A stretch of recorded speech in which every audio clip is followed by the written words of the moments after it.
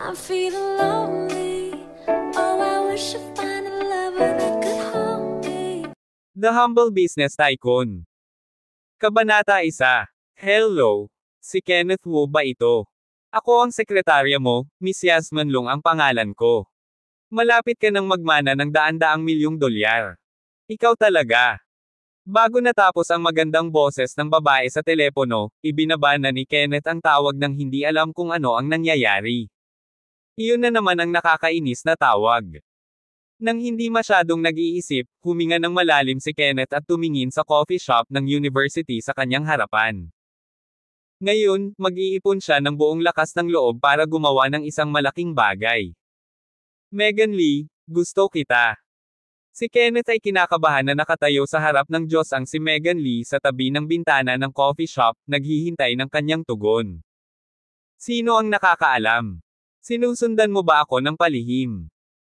Itinaas ni Megan ang kanyang ulo at tumingin kay Kenneth habang ang bakas ng pagkasuklam ay lumitaw sa kanyang bahagyang pula at namamaga na mga mata. Kakabreak lang niya ng boyfriend niya mula sa isang mayamang pamilya at humarap sa kanya si Kenneth Wu. Sinamantala ba niya ang breakup niya para umamin? I wasn't. Nakita kong nasa loob ka ng coffee shop at nag-ipon ako ng lakas ng loob para pumasok. Agad na nabasag ang pantasya ni Kenneth nang siya ay medyo kinabahan. Ikaw. Sino ka sa tingin mo para magtapat ng pag-ibig sa akin? Hindi mo maibibigay sa akin ang buhay na gusto ko. Nabalitaan ko na napakahirap mo, na ang kaya mo lang kainin ay steamed buns. Sa tingin mo ba mabubuhay ako na parang ito? Ang magandang mukha ni Megan Lee ay nagpakita ng nakakatuwang ekspresyon. Nanlamig ang puso ni Kenneth. Hindi niya akalain na ganoon kadaling matanggihan siya pagkatapos ng mga taon niyang pag-ibig. Ako. Bagamat wala akong pera, masisiguro kung mapapasaya kita. Ako. Dinalhan pa kita ng regalo. Bago pa siya makatapos, huminto ang isang puting BMW 320 sa harap ng coffee shop. Lumabas sa sasakyan ang isang binata na may kulay abong buhok ng kanyang lola at isang sikat na brand name shirt. May hawak siyang Louis Vuitton bag habang diretsyong naglakad papunta sa gilid ni Lee Meng pagkapasok niya sa coffee shop. Sinulyapan niya si Kenneth, na nagbubukas ng regalo, at nagpakita ng masamang tingin. We just got into a fight, and yet nagsimula ng magtipon-tipon ang mga langaw. Dinalhan ka pa niya ng regalo. Kung titignan, it's not anything special. Darling, your eyes could not be that bad, right? Eric Zhao, ano ang pinunta mo dito? Hindi mo ba gustong makipaghiwalay sa akin? Napalingon si Megan Lee at nagkunwaring galit. Medyo nag-init ang ulo ko kahapon. I came to apologize to you. Sabi ni Eric Zhao, at habang si Kenneth ay tulala pa rin, inagaw niya ang kahon ng regalo mula sa kanyang mga kamay. Diretso niya itong pinunit at inilabas ang kristal na hairpin sa loob habang tinutuya siya. What era is this? Do you think you can win her heart with such a childish gift? Anong maganda sa pagkakaroon ng pera? Kaya mo bang pasayahin si Megan? Paiiyakin mo lang siya. Sinubukan ni Kenneth na bawiin ang hairpin ngunit nabigo siya habang nakipagtalo siya na namumula ang mukha. Masarap magkaroon ng pera. Isang nakakainis na ngiti ang lumitaw sa mukha ni Eric Zhao. Lumuwag ang kanyang kamay nang bumagsak ang kristal na hairpin sa lupa. Ito ay naging mga fragment. Hindi ko sinasadyang nabasag ito. Ilang $10 ang dapat kong bayaran sa iyo. Pagkasabi niyo ay ngumisi siya at inilagay ang Louis Vuitton bag sa mesa. Isa itong Louis Vuitton limited edition bag na nagkakahalaga ng $32,000. Tatlo lang ang ganoong mga bag sa buong Lushaw. Sa tingin mo ba ay kayang bayaran ng mga mahihirap na tulad mo? Lumiwanag ang mga mata ni Megan nang makita ang bag. Hindi man lang niya kayang bumili ng magandang regalo, gusto pa niyang magpasaya ng mga tao. How childish! Nanunuya si Eric. Si Kenneth ay nanginginig sa galit. Tuwang-tuwa si Megan. Ang Louis Vuitton bag na ito ang pinakagusto niyang regalo. Hindi niya inaasahan na nasa harapan niya ito. Nawala sa isang iglap ang dati niyang sama ng loob habang nag-uumapo ang tamis sa kanyang puso. Nagkunwari siyang nahihiya at hinalikan si Eric Zhao sa pisngi. Sa sandaling hinalikan niya si Eric, ang puso ni Kenneth ay nadurog na parang kristal na hairpin. Kaawa-awang mga tao, nakikita mo ba iyon? Ito ang tunay na kaligayahan. Binigyan ni Eric Zhao si Kenneth Wu ng mapanuksong tingin. Ikaw ay isang mahirap na tao at hindi mo maibibigay ang buhay na gusto niya. Hindi mo maiisip ang kaligayahan ng mga mayayaman dahil hindi ka pa malapit sa antas na iyon. Isang puloko na nagnanais na kumain ng karne ng sin. Nangyayari lamang iyon sa mga fairy tales, pero sineseryoso mo talaga. Ang iyong tinatawag na kaligayahan ay mabulaklak na salita. Magagawa mo lang linlangin ang mga babaeng hindi pa nakikita ang mundo para kumain ng steamed buns kasama mo. Sa hinaharap, huwag ka nang lalapit at abalahin pa siya. Dahil doon, buong pagmamalaking umalis si Eric Zhao kasama si Megan Lee. Hindi maalala ni Kenneth Wu kung paano siya lumabas ng coffee shop. On the way back to school, hindi mabilang na estudyante ang nakaturo sa kanya. Hindi ba iyan ang kawawang gustong habulin si Megan gamit ang isang kristal na hairpin sa isang coffee shop? Balita ko, napahiya siya ng husto. He's overestimating himself. Ilang araw siyang hindi kumain ng steamed buns para lang makabili siya ng regalo at naisip niyang sapat na iyon para maakit ang isang diyosa. Kung ako siya, hahanap ako ng butas at ibabaon ko ang sarili ko doon. Sunod-sunod, napuno ng walang awa na pangungutya ang mga tainga ni Kenneth. Labis ang puot sa kanyang puso. Ang lahat ay dahil wala siyang pera. Ang kanyang pangunahing dignidad bilang isang tao ay natapakan sa magkapira-piraso. Hindi kaya habang buhay siyang talo. Hindi ko matanggap. Nang magsimulang lumaki ang galit sa kanyang puso, isang itim na Bentley ang huminto sa tabi niya. Isang magandang babae na may mahabang buhok na naka-business suit ang lumabas sa sasakyan. Ang kanyang mga mata ay parang umaagos na tubig, ngunit ang kanyang ekspresyon ay napakataas. Wow! Paano nagkaroon ng ganoong kagandahan sa paaralan natin? Hindi ko alam kung may pagkakataon ako, ngunit handa akong maging humahabol sa kanya. Ikaw. Hindi mo ba nakita yung Bentley na yan? Ni hindi ka karapat dapat dilaan ang sapatos niya. Ang hitsura ng kagandahan ay naging sanhi ng hindi mabilang na mga talakayan sa pagitan ng mga nanunood. Nakita rin siya ni Secretary Long, ngunit alam niyang hindi siya karapat-dapat para kay Megan Lee, lalo pa ang ganoong kagandahan. Napaisip siya habang papaalis na siya. Sino ang nakakaalam? Naka-high heels ang dilag habang naglalakad sa harap ni Kenneth Wu gamit ang mga balingkinitang binti. Nang nabigla si Kenneth sa malakas na kapaligiran na ito at naging labis na kinabahan, bigla siyang yumuko ng malalim sa kanya. President Wu, ako ang iyong sekretarya, Yasmin Long. Tinawagan kita isang oras na ang nakalipas. Kabanata 2. Ako ba ang tinutukoy mo? Natigilan si Kenneth Wu. Isang marangyang sasakyan ang biglang lumitaw at ang magandang babae na ito na nakaitim na medyas na lumabas dito ay talagang tinawag siyang President Wu. She even said she's his secretary. Paano ito naging posible? Yes boss. Sakay na po kayo sa kotse. Walang ibang sinabi ang magandang babae. Tumalikod siya at binuksan ang pinto ng kotse. Ang kanyang saloobin ay lubhang magalang. Nagdududa si Kenneth Wu na pumasok sa kotse. Bigla niyang naalala ang tawag na natanggap niya kaninang umaga. Siya ba ay isang manluloko? Ngunit kahit na siya ay isa, hindi mahalaga. Wala namang mawawala sa kanya. Kaya hindi siya natakot. Hinanap ko lang itong kotse sa Baidu. Kahit na ang pinakamurang isa ay nagkakahalaga ng 4 na milyon. Siguradong tanda ito ng pagiging mayaman, hindi mo ba sinabi na siya ay isang mahirap na plebiyen? Paano siya nagkaroon ng ganito kagandang sekretarya? Siguro ang lalaking ito ay isang mayamang young master na sadyang nagpanggap na mahirap para makuha ang simpatiya ni Megan Lee. Ngayon ay hindi na siya nagpapanggap at magiging kanyang sarili muli. Pagkasara ng pinto ng sasakyan ay agad na nagkagulo ang mga estudyante sa paligid. Ang mga nanlilibak kay Kenneth ay may mga itsura ng selos at inggit. Pagkasakay ni Kenneth sa kotse, umupo si Secretary Yasmin sa tabi niya sa likod. Ang nakakapreskong at kaaya-ayang halimuyak sa kanyang katawan ay nagpapalambot ng kaunti sa puso ni Kenneth Wu, salamat sa pagtulong mo sa akin kanina. Inakala ni Kenneth na si Yasmin Long ay anak ng isang mayamang pamilya, at nang makita siyang napahiya tinulungan niya ito ng may mabuting hangarin. Humajejek si Miss Yasmin. Boss Wu, ako talaga ang secretary na inihanda ng pamilya mo para sa iyo. Matanda ka na. Oras na para mabawi mo ang iyong tunay na pagkatao at ang iyong pagkakakilanlan. Anong pagkakakilanlan?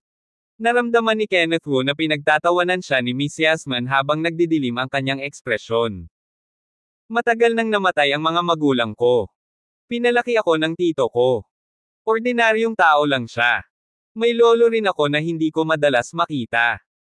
Tuwing pumupunta siya sa akin, kailangan niyang manghiram ng pera, from uncle isa lang akong ordinaryong tao. Mahiwagang ngumiti si Yasmin pagkatapos marinig ito. Kinuha niya ang kanyang telepono at nagpadala ng video call sa WeChat. Pagkatapos, ibinigay niya ang kayang telepono kay Kenneth at sinabing, ang lolo mo, si Elder Wu, ay nasa ibang bansa ngayon. Personal niyang ipapaliwanag sa iyo ang lahat. Nakakonekta ang video call at lumitaw ang isang mabait na matandang nakatangsot. Limito ay ang lolo ni Kenneth Wu, ang patriarka ng pamilya Wu, si Master Sherman Wu. Gayunpaman, ang kanyang pag-uugali at ang lolo ni Kenneth ay alam na mula noong bata pa siya ay ganap na naiba. Sa kanyang mga alaala, ang kanyang lolo ay palaging nagdadala ng isang kahabag-habag na pakiramdam sa kanya. Kapos sa pera ang kanyang lolo, kaya kailangan niyang humingi ng pera sa kanyang tiyuhin tuwing pumupunta ito upang makita siya. Tungkol naman sa matanda sa video call, pambihira ang kanyang aura na nagpaparamdam sa mga tao na hindi siya simpleng tao. Lolo! Hindi makapaniwalang sigaw ni Kenneth Wu. Ken? Nagdusa ka nitong mga taon. Magiliw na tinawag ni Sherman Wu ang palayaw ni Kenneth. Ngayong lumaki ka na, maraming bagay ang kailangan mong malaman. Ang Wu family natin ay hindi talaga ang Wu family sa iyong mga alaala, kundi isang mayamang pamilya na may daan-daang bilyong asset. Daan-daang bilyong asset? Si Kenneth Wu ay hindi makapaniwala. Lolo, niloloko mo ba ako? Sa tuwing bibisitahin mo ako, kailangan mong kunin si Tio para siya ang magbayad ng biyahe. Baliw, apo nagdadrama lang ako. Your uncle actually is not related to you in any way. He's my secretary. Nakangiting paliwanag ni Sherman Wu, upang subukan at maasa ang iyong pag-uugali. Nagpa siya akong itago ang katotohanan mula sa iyo mula pagkabata, na nagpapahintulot sa iyo na mamuhay bilang isang ordinaryong tao. Nakumpleto na ng uncle mo ang kanyang misyon, at hindi ka na niya muling makikita sa hinaharap. Pinagpatuloy na niya, ang kanyang trabaho. Ako ay matanda na, at kailangan ko ng isang tagapagmana na may sapat na lakas at malawak na kaalaman para pasanin, ang pasanan ng dakilang Wu family na ito. Ikaw lang ang kadugo ko ngunit kung gusto mong kunin ang negosyo ng Wu family, hindi sapat ang iyong pagkakakilanlan. Kailangan mong magkaroon ng sapat na kakayahan. Sinabi ko kay Secretary Yasmin na bigyan ka ng 300 milyon para magawa mo ito. Malayang gamitin ang perang ito. Gayunpaman, kung masasayang at magagawa mong mawala lang ito, magkakaroon ako ng pagkakataong humanap ng ibang tao na maging kahalili ng Wu family. Kung mangyayari iyon, mabubuhay ka bilang isang ordinaryong tao sa natitirang bahagi ng iyong buhay. Naiintindihan mo ba? Ang mga salitang ito ay parang isang kulog mula sa isang maaliwalas na kalangitan. Mabilis na tumibok ang puso ni Kenneth Wu. Lahat ng nangyari mula noong bata pa siya ay ilusyon lamang na isinaayos ng kanyang lolo, habang ang kanyang pagkakakilanlan ay isang mayaman at makapangyarihang young master.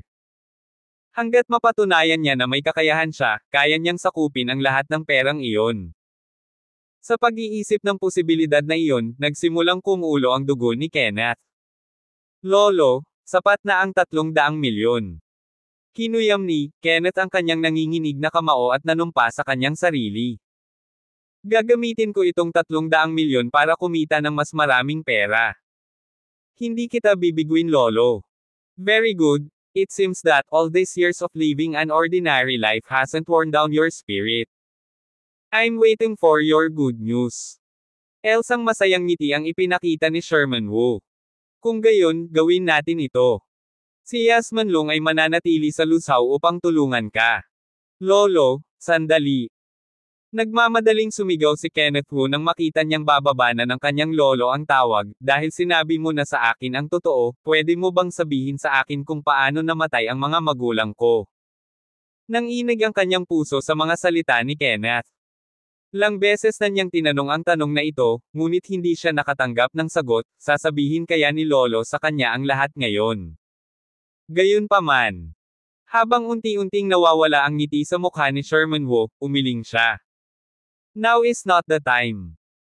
Malalaman mo kapag hinog na ang panahon, gayunpaman, dapat mong tandaan, kahit anong gawin mo, hindi ka dapat maging kasing yabang ng iyong ama noon. Don't let arrogance be your downfall. You must remember that. Dahil doon, pinutol ni Lolo Sherman ang video. Nabigo si Kenneth ngunit nagpasya siya, ang dahilan kung bakit ayaw sabihin sa akin ni Lolo ang tungkol dito ay tiyak na hindi simple. Kung gusto kong malaman ang katotohanan, kailangan kong magkaroon ng sapat na lakas. Tama si Lolo. Bago iyon hindi ko dapat hayaan ang aking sarili na lumunin ng aking emosyon. Boss, itong card na ito ay may 300 million at your disposal. Else pa, ito ang contact number ko. You can contact me anytime you want. Inalis ni Secretary Lung Yun ang kanyang mobile phone at kinuha ang isang Universal Transfer Gold Card mula sa Swiss Bank, pati na rin ang kanyang mga contact details, at ibinigay ang mga ito kay Kenneth Wu.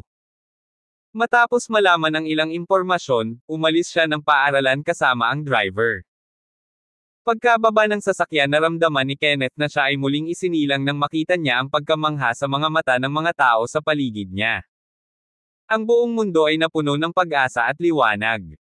Sa kasamaang palad, kung nangyari ito ng mas maaga, hindi tatanggihan ni Megan Lee ang aking pag-amin at tumakas kasama si Eric Zhao. Isang mapait na ngiti ang ipinakita ni Kenneth, ngunit pagkatapos ay naisip niya ito ay maaaring ituring na isang blessing in disguise. Kung alam ni Megan Lee na mayaman siya, siguradong makakasama niya ito dahil sa pera hindi iyon ang gusto niya. Balik sa dorm.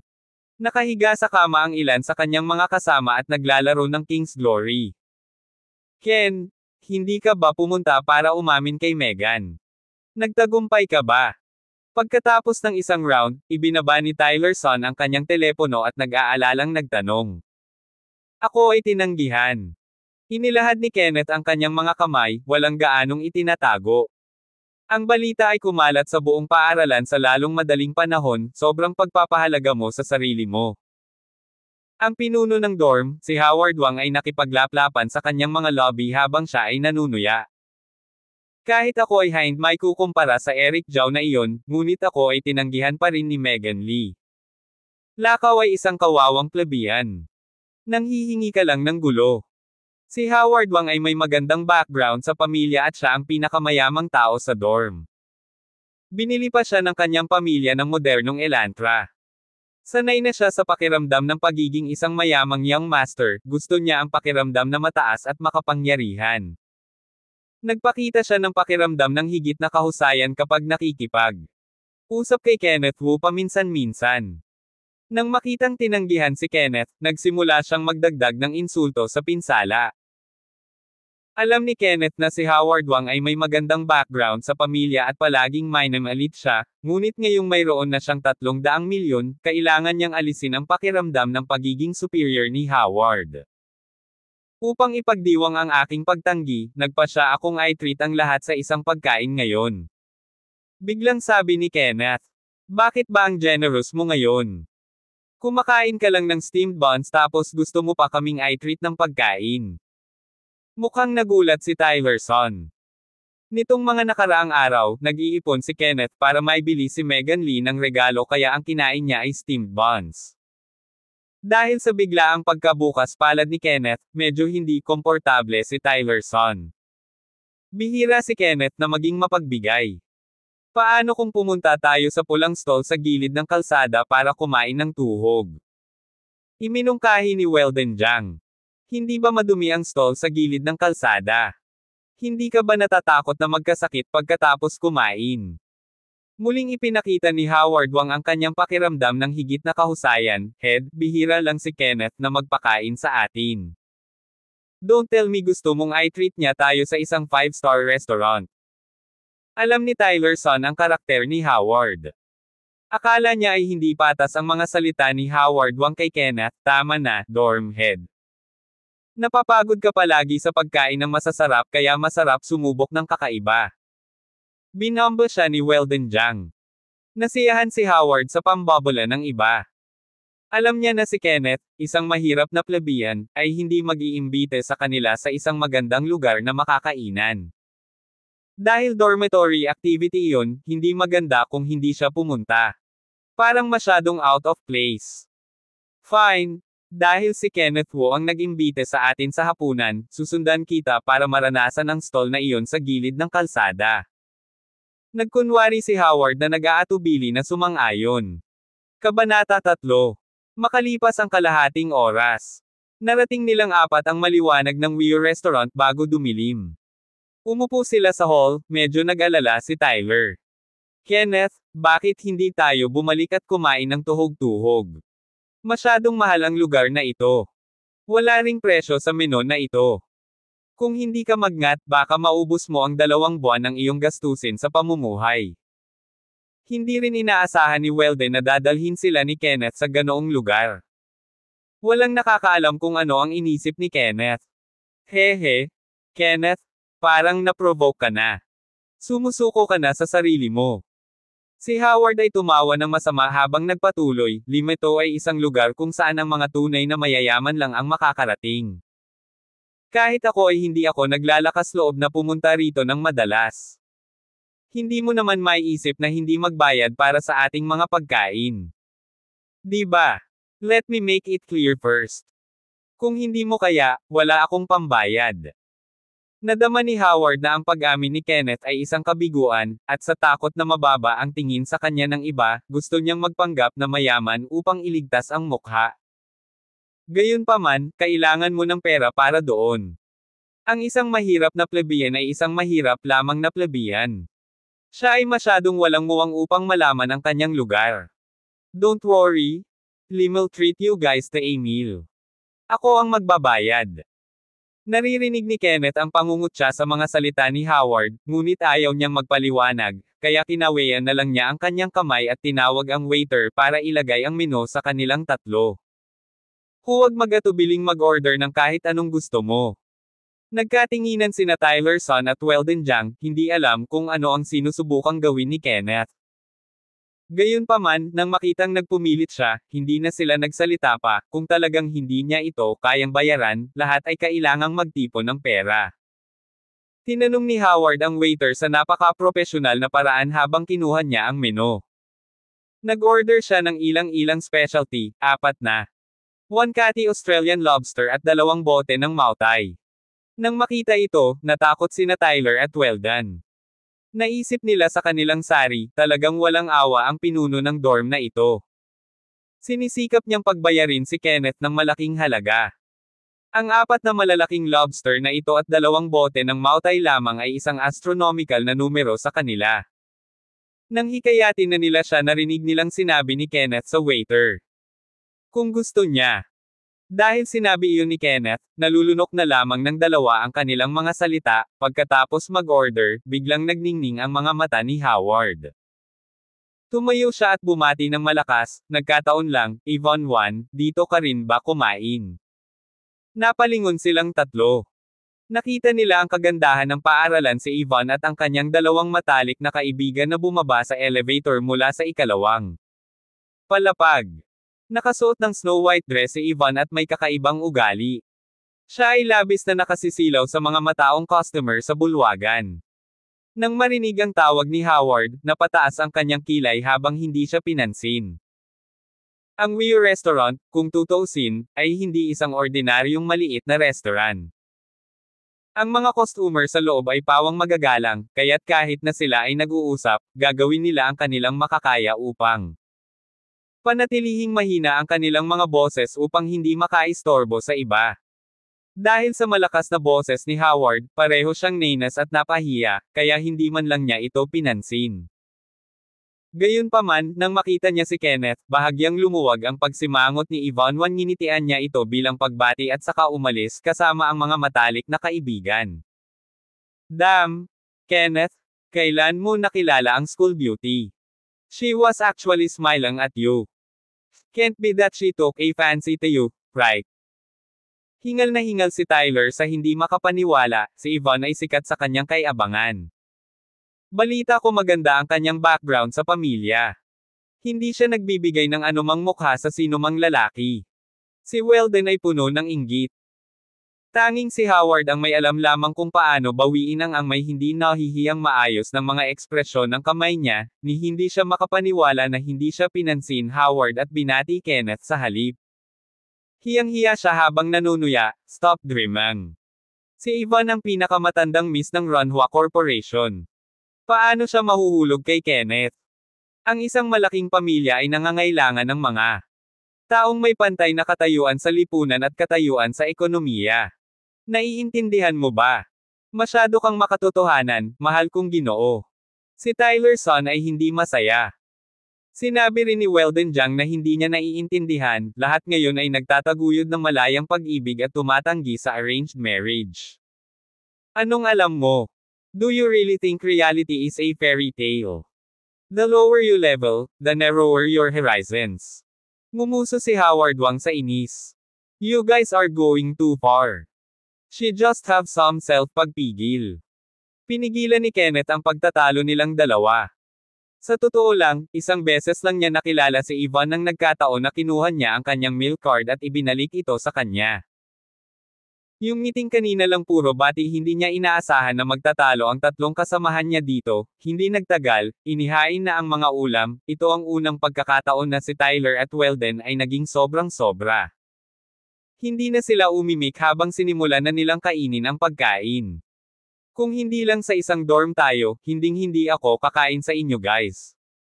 Para bang hindi mo pa nakita ang mundo. Pinagmamasdan ni Howard ang dalawa sa paglalaban ng kanilang pagkain na may masamang tingin sa kanyang mukha. Masayang kumain ang dalawa, walang pakialam sa sinabi ni Howard habang nakabuka ang mga ngipin at nakangiti. Pagkatapos kumain, tinawag ni Kenneth ang waiter para bayaran ang bill. Hello sir, total 12.800 yuan ang bill mo. Elsang propesyonal na ngiti ang ipinakita ng waiter. Ano? Mahigit 10,000. Biglang tumalon si Tyler na hindi makapaniwala. Akala niya ay maaari ang ayusin ang usapin sa 3 o 4,000, ngunit isipin na ang bayarin ay magiging napakataas. Banal, kahit ibenta natin ang sarili natin, hindi natin ito kakayanin. May humihikbi na tono ang boses ni Weldon. Sa orihinal, kung ito ay napakamahal, kukunin nila ang pera at ituring ito bilang isang indutensya. Hindi nila maaaring hayaan si Kenneth na magbayad nito ng mag-isa. Sinong mag-aakala na ganoon kataas ang presyo? Ito ay ganap na lumampas sa kanilang mga inaasahan, lubos silang nagsisisi sa kanilang mga puso. Dapat nagtanong na lang sila ng presyo nung nag-o-order sila. Hindi nila dapat hinavon si Howard Wang na mag-order para sa kanila.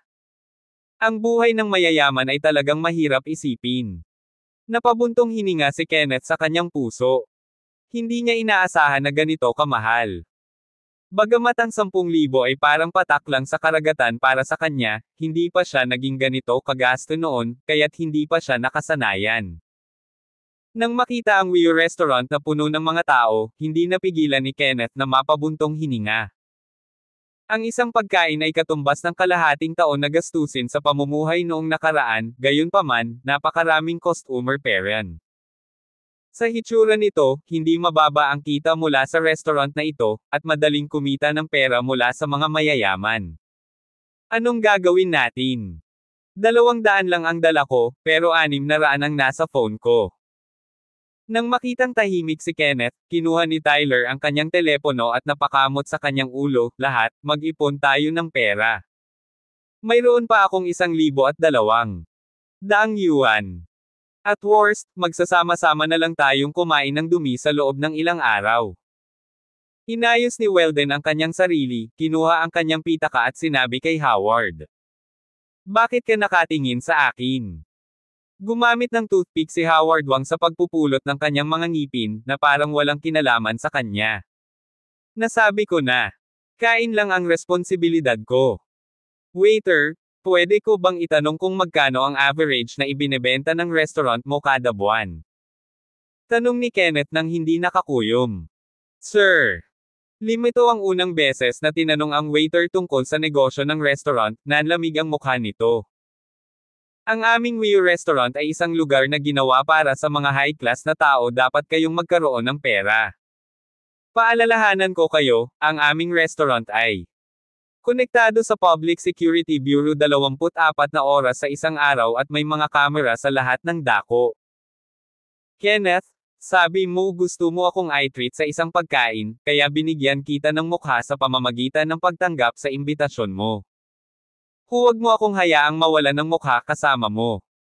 Ang mukha ni Howard ay naging pangit din, gusto lang niyang gamitin ang pagkakataong ito para ipahiya si Kenneth. Ayaw niyang masama sa police station. Kung nalaman ng kanyang mga kaibigan na hindi niya kayang bayaran ang kanyang mga pagkain, paano siya makakapagpatuloy sa paaralan sa hinaharap? Kung hindi natin kaya, hindi tayo makukulong, di ba? Natakot si Tyler. Kung tutuusin, estudyante pa siya, Kenneth, mag-isip ka ng paraan, hindi magandang makulong sa ganitong bagay. Kung hindi, manghiram tayo ng pera sa ating mga kamag-anak at kaibigan. Nilakasan ni Weldon ang sarili at sinabi, Sir, gusto mo bang i-swipe ang card mo o magbabayad ka ng cash? Ang udyok ng waiter na may masamang tingin. Malinaw na hindi niya ito kayang bayaran, gayunpaman ay naglalagay pa rin siya ng isang aksyon. Hindi siya magalang kapag kaharap ang mga ganoong tao. Gayunpaman, ang sumunod na sinabi ni Kenneth ay nagulat sa lahat. Don't worry, pinag-iisipan ko pa kung bibilhin ko ba ang restaurant mo o hindi. Kabanata 4. Nang marinig ito ni Tyler at Weldon, bumuka ang kanilang mga bibig ng napakalawak na maaaring magkasya ang isang itlog sa loob. Maging si Howard ay nakaramdam ng panginginig ng kanyang anit, hindi naman siguro nabaliw si Kenneth, di ba? Ni hindi niya kayang bayaran ang kanyang pagkain. At gusto pa niyang bilhin ang Wio Restaurant. Nakakatakot ang tono niya. Kenneth Wu, stop joking around. Bilasan natin at mag-isip ng kung ano-ano. Natakot si Weldon na kung mangyari ulit ito, tatawag ng pulis ang restaurant at masisira ang kanilang kinabukasan. Tatawagan ko agad si mama at hihiram ng pera. Babayaran ko muna ang bill. Hindi napigilan ni Tyler na tumawag, gayunpaman, marahan siyang hinawakan ni Kenneth. You want to buy our restaurant? No need to pretend. Kinuha ng waiter ang kanyang walkie-talkie at sinabing, Security, may mga taong gustong tumalikod sa utang pagkatapos kumain. Halika dito at bahala ka na sa kanila. Nakuha ko. Agad na naglakad ang mga security guard sa apat na sulok ng bulwagan patungo kay Kenneth at sa iba pa. Kenneth, ikaw na mismo ang dapat na tapusin ang bagay na ito. Hindi ako mababaliw sayo. Nang makita ni Howard ang sitwasyon, nagmamadali siyang tumakas at tumakbo na may malungkot na mukha. Kung hindi siya umalis, baka kailangan niyang magbayad din ng malaking halaga. Nang makitang tumakas si Howard Wang, malakas na nagmura si Weldon. Lakaw na walang pusong bastard. Kenneth, tumakbo ka na rin. Kung hindi ka aalis ngayon, mahuhuli ka at ipapadala sa kulungan. Udyok ni Tyler Son habang nakadikit sa tenga ni Kenneth. Hindi ako aalis. Tumawa si Kenneth at sinabing, hindi mo kailangang tumawag ng security. Papuntahin mo ang manager mo. Gusto kong tanungin siya tungkol sa kita ng Wio Restaurant. Talagang hindi ka luluha hanggat hindi mo nakikita ang kabaong. Marami akong nakitang bumalbalak sa kanilang mga salita, ngunit wala pa akong nakitang sino mang maaaring magpanggap na iba. Sa sobrang galit ng waiter ay natawa si Eva. Nang matapos siya, kinuha ni Kenneth Wu ang isang bank card at inihagis ito sa mesa. Pagkatapos ay kinuha niya ang kanyang mobile phone at dinial ang numero sa bank card, tinawagan ang kanyang personal na attendant. Binuksan niya ang loudspeaker at inilagay ang telepono sa mesa. Hello, Mr. Wu.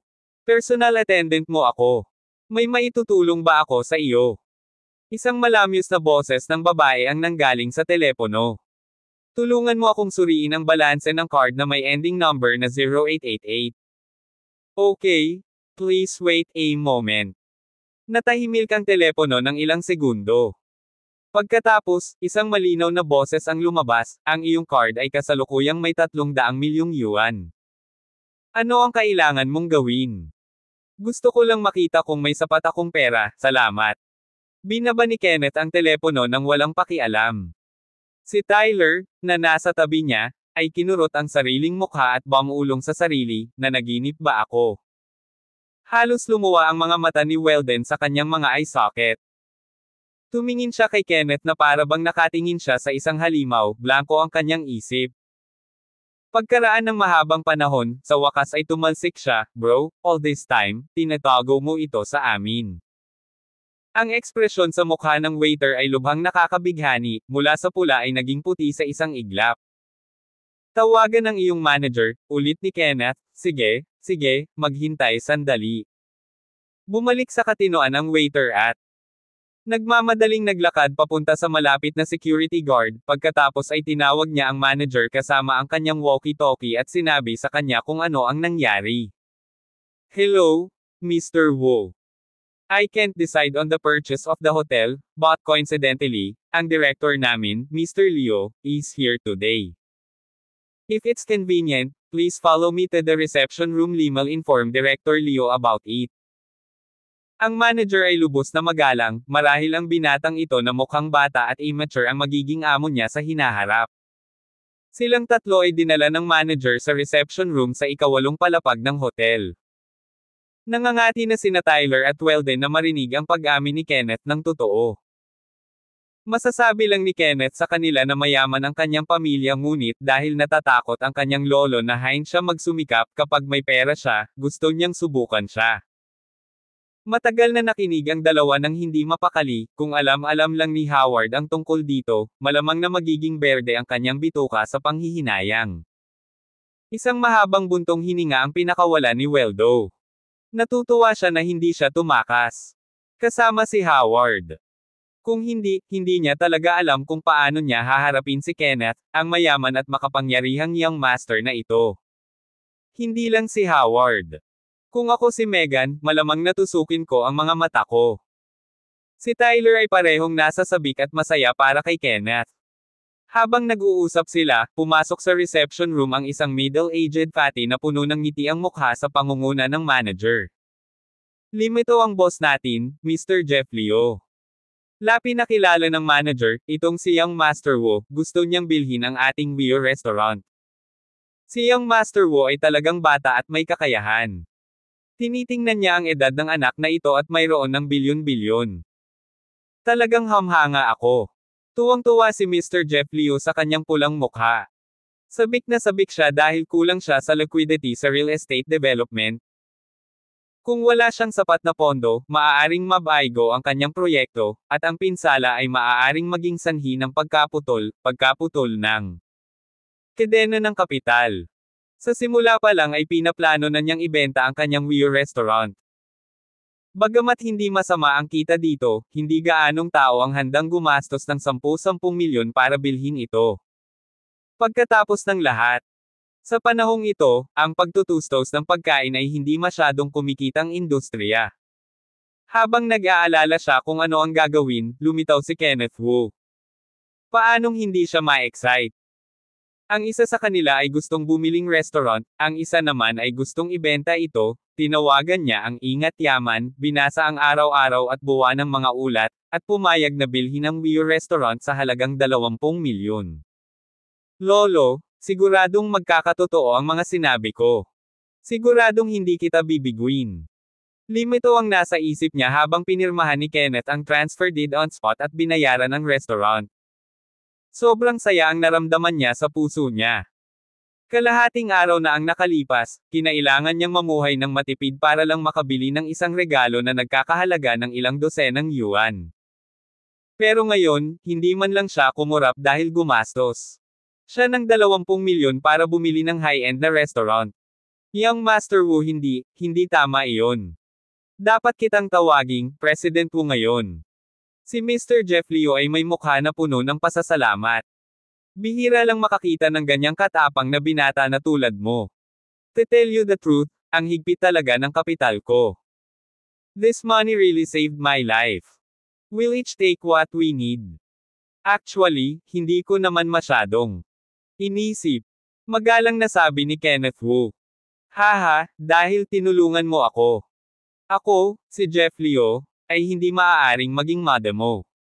Isang malakas na tawa ang pinakawalan ni Mr. Leo, binuksan ang kanyang pitaka at naglabas ng isang itim na card, ipinasa ito kay Kenneth.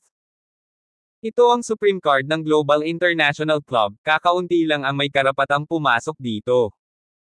300,000 ang taunang bayad, kaya ituring ko ito bilang regalo ko kay President Wu. Ang Global International ay sikat sa pagiging club para sa mga tycoon. Si Weldo ay puno ng inggit. Bilang lugar kung saan nagtitipon ang pinakamayayaman sa Luzhou, pinag-usapan din ito ng mga mahihirap. Salamat, Direktor Leo. Tinanggap ni Kenneth ang card ng walang pag-aalinlangan, naisip niya na dahil napakaraming tycoon, maaaring maging kapaki-pakinabang sa kanya kung gusto niyang mabilis na madagdagan ang kanyang mga ari-arian. Pag-alis ng Wio Restaurant, bumalik si Howard Wang sa dorm. Nang makitang ligtas at maayos silang tatlo na puno ng ngiti ang mukha, nagulat siya nang magtanong, saan mo nakuha ang pera? Nagalit si Weldon na tinalikuran silang tatlo ni Howard Wang at tumakas at sumirit. Howard, hindi mo man lang alam kung gaano kay-amani si Kenneth. Binili niya ang buong Wio Restaurant. Nakakahiya na pinabayaan mo kaming tumakas at hindi nabigyan ng pagkakataong makita ang napakagandang eksenang iyon. Nanunuya din si Tyler. Magyabang ka pa kung binili ni Kenneth ang Wio Restaurant, lalakad ako ng pabaligtad.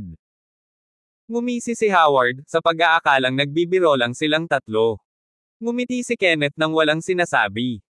Nakita niya ng malinaw ang tunay karakter ni Howard Wang ngayon. Hindi na kailangang kaibiganin siya. Ang paggastos lamang ng higit sa 10,000 yuan ay sapat na upang ipakita ang tunay na katangian ng isang tao. Isang gabi mamaya, pagdating ni Kenneth sa silid-aralan sa umaga, nakita niyang nakatingin sa kanya si Megan sa kakaibang paraan. Lang estudyante ang nakaturo sa kanya. Sinabi ni Megan na si Kenneth, isang mahirap na plebian, ay nagpunta sa kanya kahapon upang magtapat talagang poloka siya na gustong kumain ng karne ng sin. Saan nanggaling ang kanyang katapangan? Bumili siya ng crystal na hairpin sa isang gift shop at gusto niyang kunin ang class beauty bilang girlfriend niya. Napaka-childish niya. Praktikal na siya ang alaga ng klase namin. Kung mahirap siya, dapat alam niya ang kanyang lugar. Siya lang ang makakagawa ng isang bagay na nakakahiya. Masyadong mababa ang status niya. Sa mata ni Megan Lee, hindi man lang siya maituturing na ordinaryong kaibigan. Sunod-sunod na panunuya ang pumasok sa tenga ni Kenneth at ng dalawa pa. Kabanata 5. Tumahimik kayong lahat. Hindi na kinaya ni Tyler Son na makinig. Tinuro niya ang mga kaklase na nagchichismisan at sumigaw, sismoso lang ang ginagawa ninyo. Mga duwag kayo, anong karapatan ninyong magsalita sa iba? At least, makakaipon si Kenneth ng lakas ng loob na gawin ang gusto niya. Sa inyo naman, maliban sa pagsasalita ng walang kaparerekon, ano pa ang magagawa ninyo? Tama si Tyler, magkaklase tayong lahat. Dapat kayong magpakabait, maliban na lang kung gusto mong ipanganak ang mga magiging anak mo na walang inas. Nakaramdam din ng galit si Weldon para kay Kenneth. Umiling si Howard. Wala siyang planong makialam. Dahil karaniwan lang ang relasyon niya kay Kenneth, hindi na niya kailangang saktan si Megan para kay Kenneth. Akala niya biro lang. Kalimutan mo na ito. Ang mga dragon ay hindi nakatira sa parehong antas ng mga ahas. Hindi mo dapat sila pakialaman, payo ni Kenneth sa kanyang mga kaibigan dahil ayaw niyang makipag-away ang kanyang mga kasama sa kwarto sa mga taong ito dahil sa kanya. Noong una ay nasisiyahan si Megan sa kanyang sarili habang pinapanood niya ang palabas, ngunit hindi niya inaasahan na magiging kalmado si Kenneth at kinukutya pa nga siya dahil sa pagiging hindi sapat.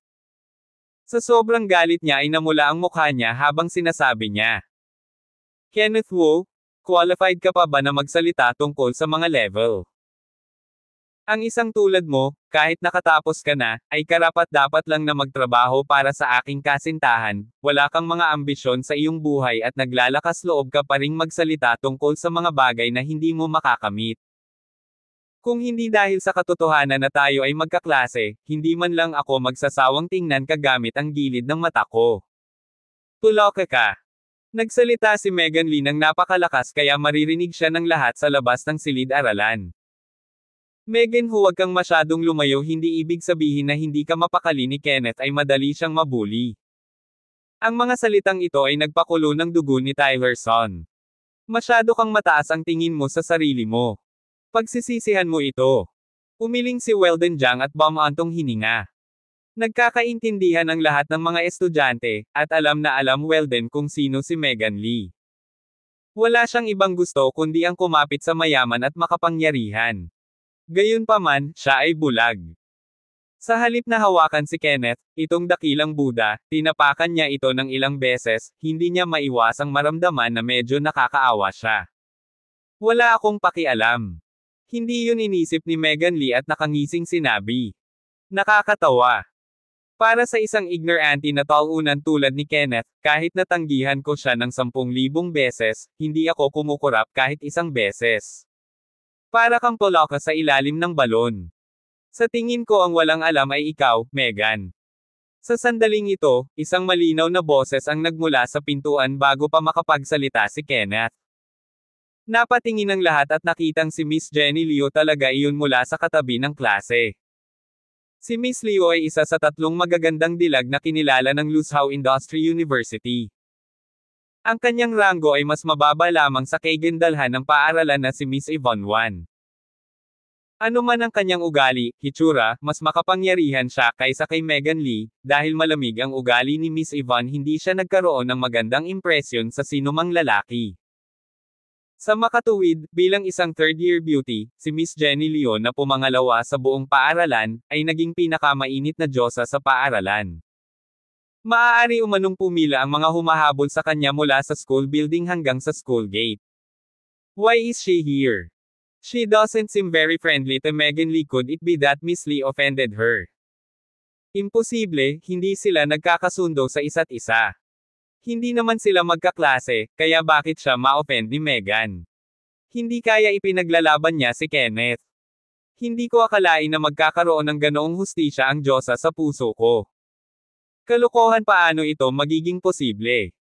Paano papayagan ni Kenneth si Jenny Liu na magsalita para sa kanya? Halos magdulot ng sensasyon ang mga lalaki sa buong klase, karaniwan, mahirap para sa kanila na tingnan si Miss Jenny. Hindi nila akalain na biglang susulpot ang Diyosa sa klase nila ngayon. Miss Liu, ano ang ibig mong ipakahulugan? Nakakatakot ang ekspresyon ni Megan. Miss Liu, ano ang ibig sabihin dito? Napaka-curious din ni Kenneth. Hindi niya kilala si Jenny Liu. Bakit siya magsasalita para sa kanya? Wala lang. Akala ko medyo nakakatawa ka. Hinaplos ni Jenny ang kanyang buhok at ngumiti ng walang pakialam. Natatakot ako na hindi mo pa rin alam na ang Weir Restaurant sa gilid ng paaralan ay sa aking pamilya, tama ba? Nang marinig ito, lalong naging hindi magandang tingnan ang ekspresyon ni Megan, bakas ng selos ang lumitaw sa kanyang mga mata. Ang katanyagan ng Weir Restaurant ay kumalat sa buong lungsod, at si Jenny Liu ay talagang anak ng amo, hindi niya kayang masaktan ang ganitong klase ng mayamang tao, gayunpaman, ayaw ding mawala ng mukha si Megan habang inayos niya ang sarili at sumagot. So ano? Nandito ka ba para ipakita ang yaman mo? Masyado kang mababaw. Ang pagpapakita ng yaman ko sa mga katulad mo ay makakababa lang ng level ko. Si Jenny ay mukhang maamo, tahimik at maganda, ngunit ang kanyang tono ay mas kahanga-hanga kaysa kay Megan. She continued, kagabi, may bumili ng Weir Restaurant ng pamilya ko. Anong kinalaman niyan sa akin? Lalong naguluhan si Megan. Siyempre may kinalaman ito sa iyo, dahil ang bumili ay ang kaklase mong si Kenneth Wu. Ang level niya ay hindi talaga mahulaan ng isang taong katulad mo. Ang mga salita ni Jenny ay parang bombang sumabog sa lupa, kasabay nito, ang buong klase ay napuno ng sumisichit na tunog ng may nakalanghap ng malamig na hangin. Lahat ng mata ay nakatutok kay Kenneth sa isang iglap. Oh my God, hindi ito maaaring totoo. Hindi ba't siya ay isang mahirap na plebiyen? Paano siya magkakaroon ng napakaraming pera kung dati ay napakahirap na siya ay ngumunguya ng steamed buns? Nagkamali kami. Si Kenneth Wu ay isang tycoon talaga. Hindi kaya sinasadya niyang mag-artista. Parang katawa-tawa ang mga mukha nila ngayon. Sa isang iglap na puno ng kaguluhan ang buong classroom. Walang nag-alinlangan sa sinabi ni Jenny dahil walang dahilan para magsinungaling siya, napatulala si Howard, hindi niya akalain na totoo pala ang sinabi ni na Tyler Son at Weldon Jiang na binili ni Kenneth ang Wio restaurant kagabi. Kung hindi dahil sa personal na isiniwalat ni Miss Jenny Liu ang bagay na ito hindi siya maniniwala kahit na siya ay binugbog hanggang mamatay. Biglang napuno ng panghihinayang ang puso ni Howard. Gusto niyang sampilan ng husto ang sarili sa paglayas kagabi, sa ngayon, tiyak na kinasusuklaman siya ni Kenneth sa kanyang puso. Si Megan naman ay mas nabigla. Napaupo siya sa kinauupuan. Namumula ang mukha habang bumubulong sa sarili, paano nangyari ito? Hindi na mapakali si Jenny na tingnan ang ekspresyon ni Megan, diretso siyang pumasok sa silid-aralan at iniunat ang kanyang kamay kay Kenneth. Kenneth Wu, salamat sa pagtulong sa tatay ko na makakuha ng mga kinakailangang pondo sa oras. Partikular na hiniling sa akin ng aking ama na imbitahan ka sa aking bahay para sa hapunan bukas ng gabi. Ah, sige. Salamat po kay Mr. Liu para sa akin. Medyo nakaramdam ng awkward si Kenneth. Hindi niya inabot ang kamay para makipagkamay kay Jenny. Hindi naman kasi sila pamilyar sa isa't isa. Si Jenny Liu, gayunpaman, ay walang pakialam. Laniunat niya ang kanyang kamay at casual na itinaas iyon, dala ang ilang hibla ng mabangong buhok, na mukhang napakakoketes. Kung ganoon, susunduan kita sa school bukas. With that, kumaway siya kay Kenneth at lumabas ng classroom, hanggang sa lumabas siya ng kwarto ay hindi nakapag-react ang mga tao. Hindi pa nila narinig na napakabait ni Miss Jenny Liu sa sinuman. Nakakalasing talaga ang ngiting iyon. Tapos na, tapos na. Nine love na si Jenny kay Kenneth. Malamang malasing ang mga lalaki ng buong school dahil sa heartbreak. Kenneth Wu ang tawag mo sa kanya, ha? Wala kang qualifications para tawagin siya ng ganyan. You should call him Young Master Wu. Napakalawak ng isip ni Young Master Wu. Siguradong mapapatawad niya ako. Magkaklase naman kami. Kasama si Jenny, si Kenneth ay agad na pinagtutuunan ng pansin si Iroh na kanina pa tumatawa sa kanya ay nagsimulang mambabala sa kanya. Sa pagtingin sa mga taong ito, hindi mapigilan ni Kenneth na makaramdam ng kaunting disgusto. Noong mahirap siya, pinagtatawanan nila siya. Ngayong may pera na siya pumunta silang lahat para paboran siya. Napakapangit ng kalikasan ng tao. Nagtampo si Megan. Sa sandaling ito, nawala ang lahat ng kanyang mukha, dahil lang may pera ka, akala mo nakakabilib ka. Kenneth Wu? Teka lang tuturuan kita ng leksyon. Napuno ng hinanakit ang puso ni Megan. Pagkatapos ng mga klase sa tanghali, tahimik na naglakad si Howard sa tabi ni Kenneth, Young Master Wu. Sa iisang dorm tayo kung tutuusin, nasaktan kita noon, kaya time akong humingi ng tawad sa iyo, sabi ni Howard wang na may nakakainis na ngiti sa kanyang mukha. Hindi na kailangan. Wala kang ginawang karapat-dapat sa paghingi ng tawad. Bahagyang ngumiti si Kenneth. Actually, may itatanong ako sa'yo. Isang pahiwatig ng kagalakan ang lumitaw sa mga mata ni Howard. Ano ito? Medyo nagnenegosyo ang tatay ko kamakailan, at may problema siya sa pera. Sumunod si Howard sa likod ni Kenneth na nakayuko at may nakakabigay puri sa kanyang mukha habang nagpatuloy, Young Master Wu, mukha kang tycoon. Tutal naman nasa isang dorm tayo, kaya pwede bang magpahiram ka ng pera sa tatay ko? Biglang nagkaroon ng gana tumawa si Kenneth Wu. Ang lalaking ito ay talagang makatotohanan. Tumakbo siya ng mas mabilis kaysa sa isang kuneho kagabi at karaniwang nagsasalita ng masama tungkol sa kanya. Gusto pa niyang manghiram ng pera, paumanhin, ang pera ko ay hindi nanggaling sa kung saan, kaya hindi ko ipapahiram sa iyo. Malamig na tumanggi si Kenneth habang tinawag niya sina Tyler at Weldon papunta sa cafeteria. Ang nakakabigay puri ng ngiti ni Howard ay biglang nawala, pagkatapos ng afternoon classes. Pagkatapos ng klase, nagtungo sina Wu Tian, Tyler at Weldon sa gusali ng dormitoryo. Noon nila nakita ang boyfriend ni Megan na si Eric Zhao, na naglalakad sa sulok na may kasamang tatlong tag na may makukulay na buhok at may tato sa mga braso. Niyakap ni Eric Zhao ang baywang ni Megan Lee na may mapagmataas na ekspresyon. Kenneth, balita ko mayaman ka. Wow, ang lakas ng loob mong ay bully ang babae ko. I let you go yesterday, pero parang hindi ka marunong mag-behave. You're just a little, notorious social climbers, that doesn't know his limits. Sa aking palagay dapat kitang turuan ng leksyon. Ang mga magnanakaw ay nagpakaba kay Tyler. Gayunpaman, sa harap ni Kenneth habang hindi siya umatras at sa halip ay tumayo sa harap at sinasabi niya, anong ginagawa mo? Nasa school tayo. Kinuha ni Weldon ang kanyang telepono at tatawag na sana sa 110. Tatawag ako ng pulis. Huwag kang kumilos ng walang ingat. These two brats are courting death. Nagngitian ang tatlong tag sa isa't isa, pagkatapos ay naglakad pasulong at itinulak sina Tyler at Weldon palayo. You dare call the police. Kenneth Wu, lumuhad ka sa harapan ko ngayon, yumuko ka ng 3 beses at pakakawalan kita. Binitawan ni Eric Zhao si Megan mula sa kanyang mga braso at naglakad patungo kay Kenneth na may masamang ngiti, habang nagpatuloy, kung hindi ka na makakatuloy sa paaralang ito. Boss, ano bang pinagsasabi mo sa kanya? Hayaan mo, sampelan ko muna siya ng ilang beses. Akmang sasalakayin ng isa sa mga tulisan si Kenneth. Gusto kong makita kung sino ang maglakas loob na lumipat kay Young Master. Sa sandaling ito, isang panunuya ang lumabas.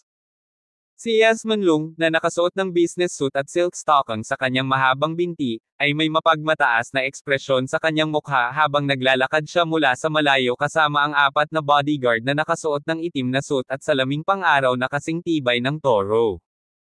Abangan ang mga susunod pang kabanata ng The Humble Business Tycoon. For more updates, please subscribe to my YouTube channel. And don't forget to like and share. Thanks for your support.